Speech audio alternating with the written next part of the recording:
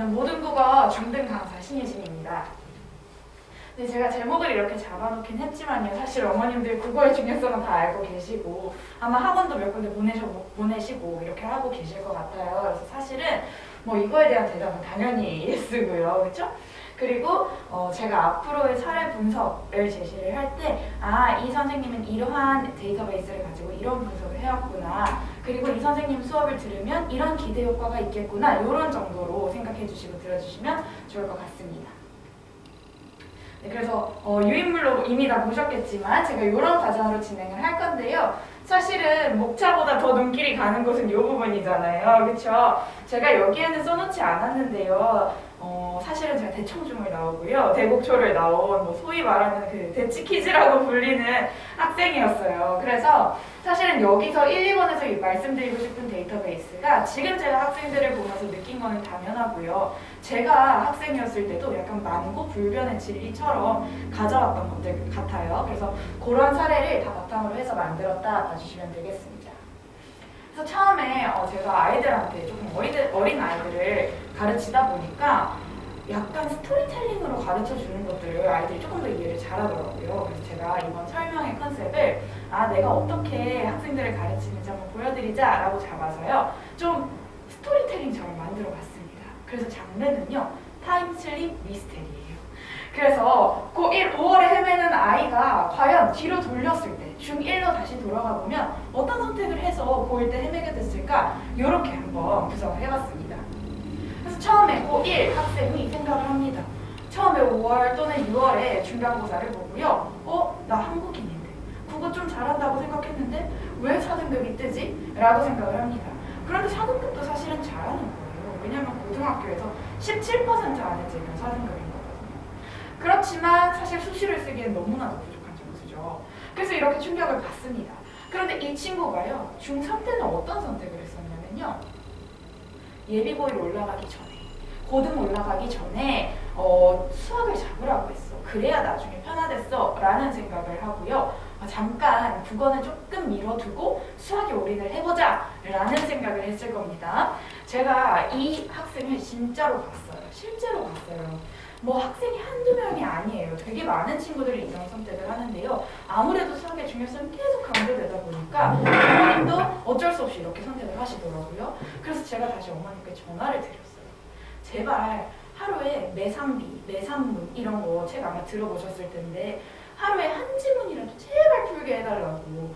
국어는 손 놓으면 바로 감 떨어지니까 꼭 아침에 풀게 해달라고 말씀을 드렸는데요. 그렇게 하는 친구들도 있고 못하는 친구들도 있더라고요. 못하는 친구들 같은 경우에는 조금 이제 나중에 혼란을 겪게 되는 거죠. 근데 이런 친구가 중2 때는 어떤 선택을 했냐면요. 중1 때 내신이 없다가 중2 때 내신이 생겨버리니까 그리고 여러 과목 내신을 봐야 되니까 굉장히 혼란스러워합니다. 할 게 너무 많고요. 시험 기간에 빡세게 공부하는 것만으로도 1년짜리 공부에는 약간 힘이 붙이는 거예요. 그래서 그래 내신 공부만 일단 열심히 하자. 내신 잘 따놔야 되니까 내신 공부 열심히 하고 나머지 과정 때 조금 쉬자. 이런 선택을 하게 됩니다. 그래서 내신 4주 동안은 열심히 하지만 다른 때는 국어를 살짝 놓게 되는 거죠. 그리고 중1 때 아이는 시험이 없으니까 어차피 책 많이 읽으면 국어 잘한다고 했어. 책이나 좀 읽어야겠다 라고 생각을 하고 주1회 책을 읽겠다, 주2회 책을 읽겠다 이런 계획들을 세우는데요. 사실 이거 지킬 수 있으면요. 어머니 학원 안 보내주셔도 돼요. 자기주도 학습 너무 잘 되는 아이인 거잖아요. 심지어 이거 읽고 독후감도 써본다? 그러면 거의 최고의 아이예요. 그런데 이거 할 수 있는 친구들 많이 없잖아요.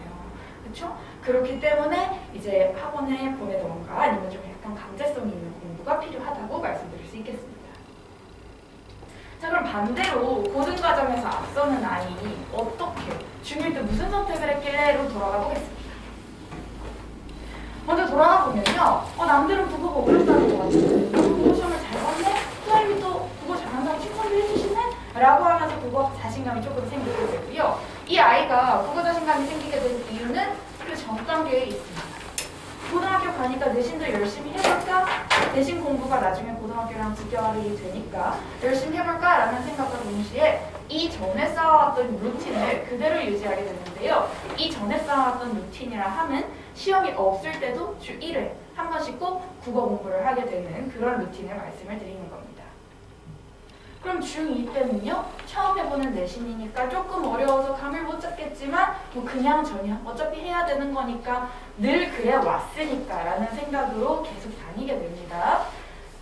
중1 때는 뭐라도 안 하면 그냥 훅 가버리겠는데 라고 생각을 하고 그냥 주일에 한 번씩 학원을 가야겠다 라고 생각을 할 텐데, 사실 요 생각도 아이들이 하긴 힘들잖아요. 어머님들이 하시는 생각이라고 봐주시면 될 것 같은데요. 어머님들께서도 뭐 시험은 없지만 그래도 미리 좀 해놓으면 도움이 되겠지, 선생님이랑 교감할 겸 국어 수업이 뭔지 좀 알 겸 한번 가보자, 이렇게 얘기를 하고 보내주시더라고요.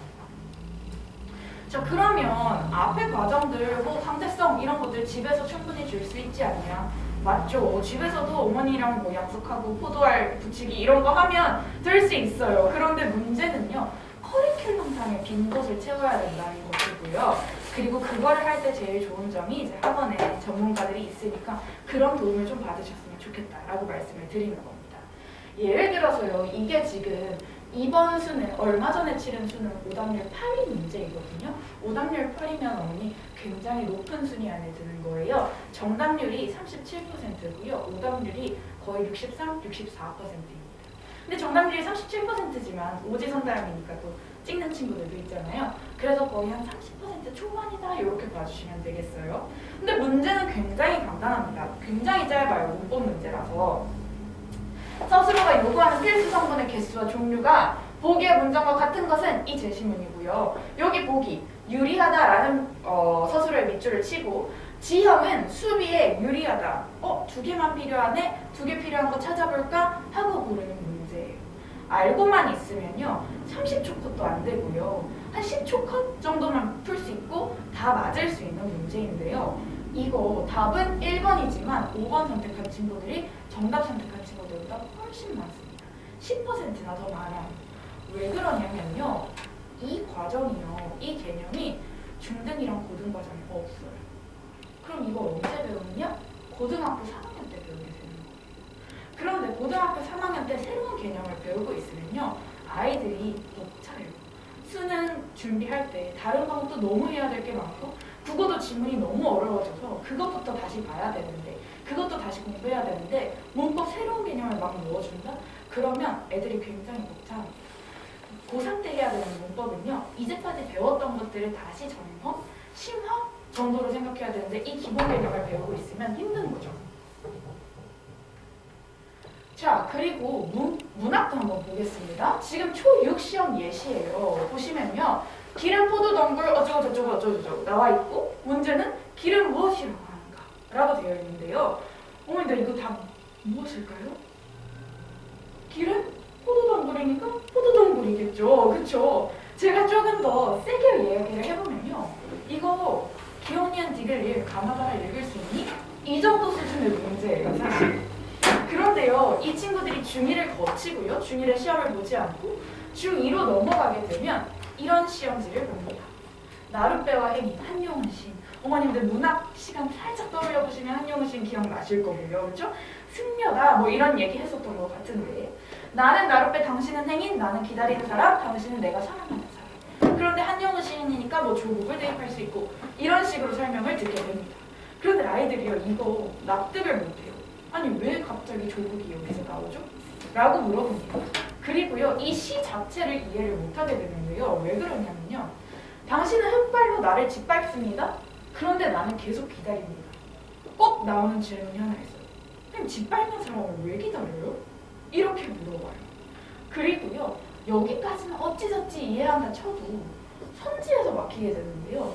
선지 보시면 당신은 무심한 태도를 보이고 있다. 무심하다 뜻이 뭔지 모르고요, 아이들이. 그리고 고전 시가에서의 무심함과 여기서의 무심함이 또 다르거든요.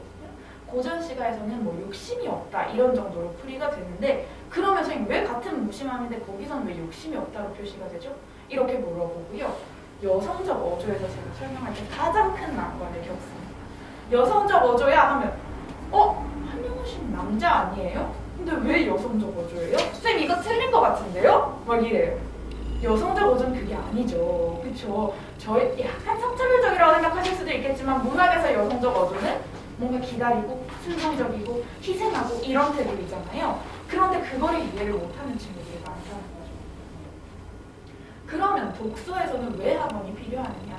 독서가 비문학이라고 불리는 과목인데요. 지금 고2 교과서에 가장 어렵게 나오는 비문학이에요. 그런데 조금 공부 열심히 한 친구들 같은 경우에는요, 이것도 잘 읽을 수 있습니다.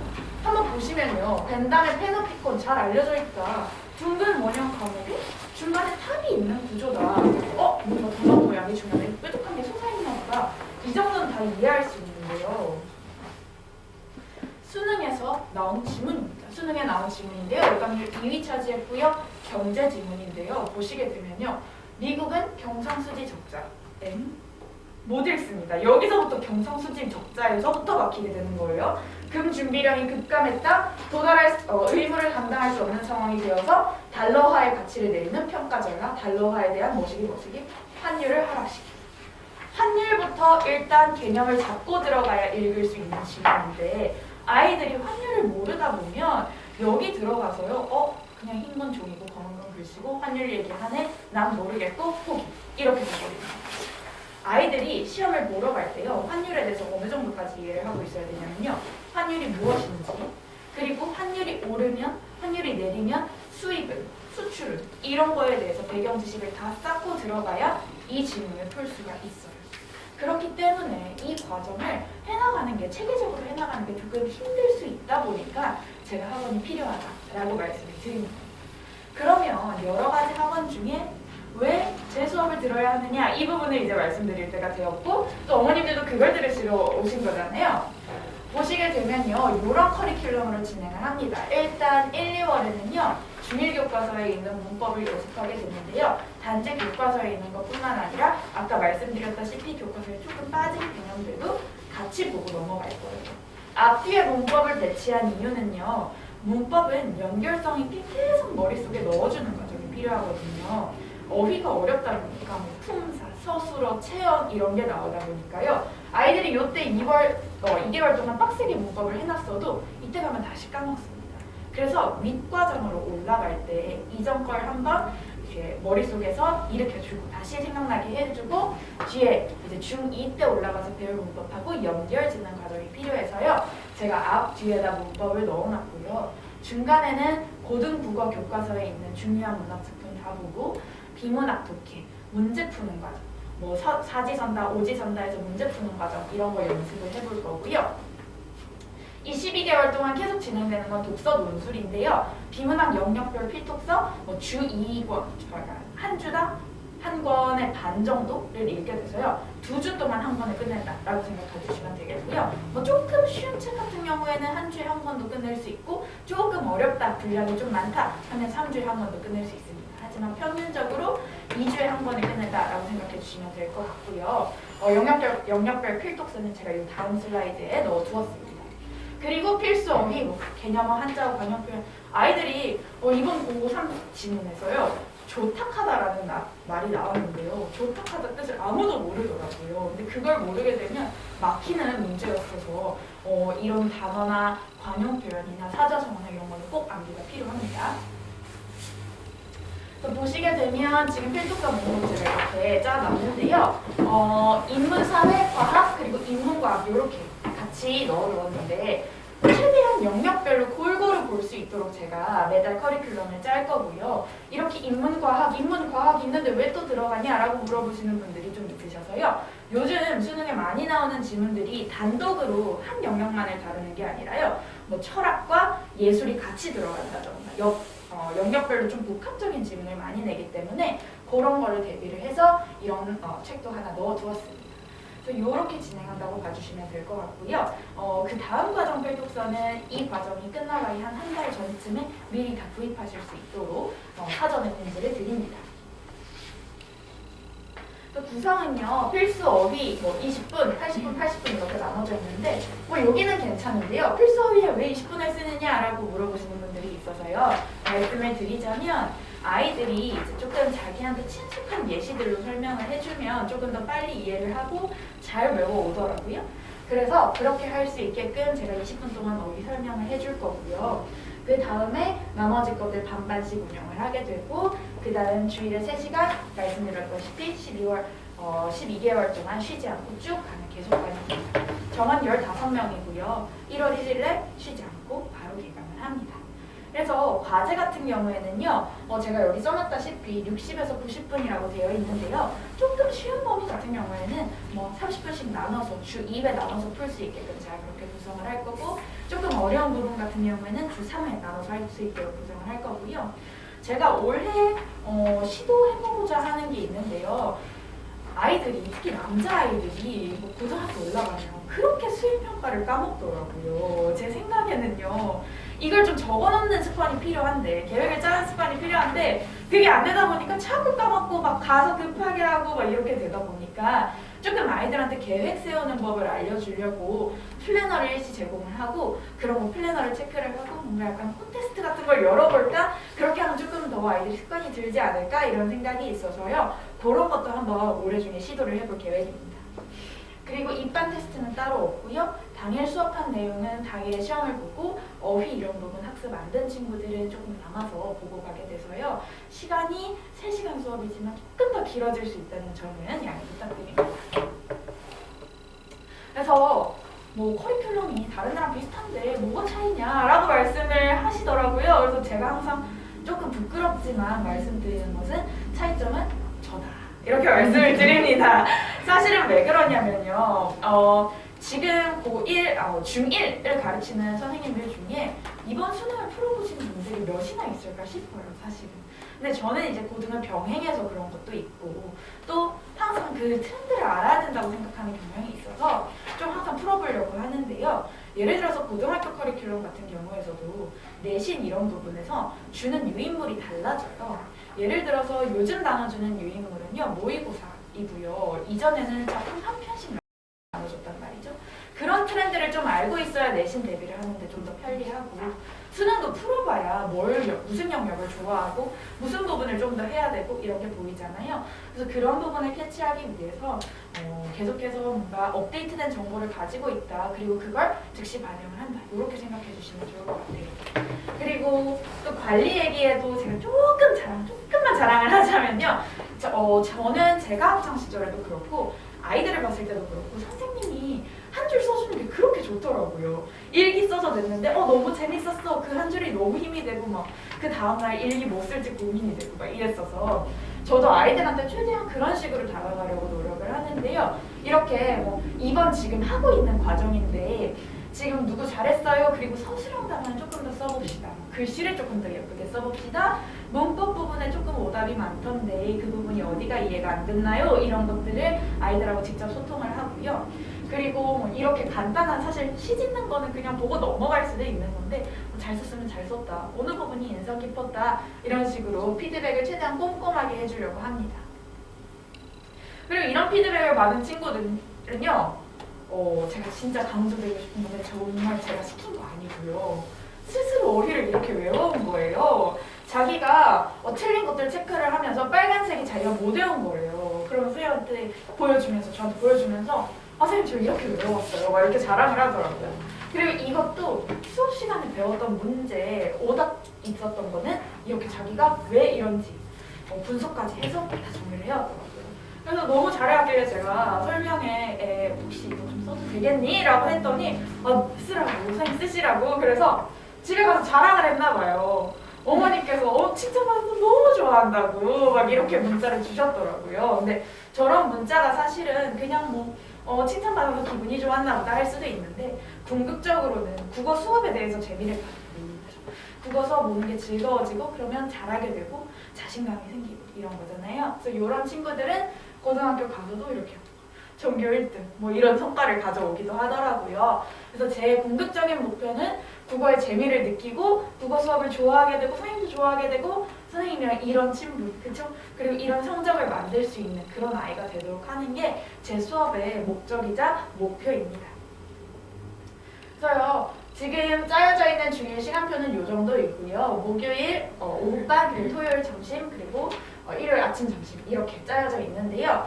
혹시 여기 말고 우리 아이들 다른 시간표를 원하신다 라고 하시는 분들께서는요, 제가 파일 안에 상담 신청서가 들어있을 텐데요. 그 상담 신청서에 뭐 오전반이 좋을 것 같습니다. 뭐 방학 때라도 오전에 보내고 싶습니다. 이런 부분이 있으시면 말씀을 해주세요. 제가 수요를 조금 보고 모아서 최대한 반영할 수 있을 시간표를 다시 한번 짜보겠습니다. 지금 요 시간표는 일단 픽스라고 봐주시면 되겠고요. 뭐 길다면 길고 짧다면 짧은 설명이었지만 제가 이 설명회를 통해서 말씀드리고 싶은 거는요, 지금 중1 때 한 번씩 쌓아온 그 습관, 주일의 습관이 나중에 고등과정에 가서 되게 큰 힘으로 작용할 수 있다, 이런 점을 말씀드리고 싶었습니다. 그래서 설명의 내용은 이것으로 마무리를 짓고요. 혹시 좀 늦게 오셔서 못 들으신 분들이나 아니면은 듣고 있었지만 궁금한 게 있으신다 하시는 분들께서는 저한테 질문해 주시면 제가 답변해 드릴게요.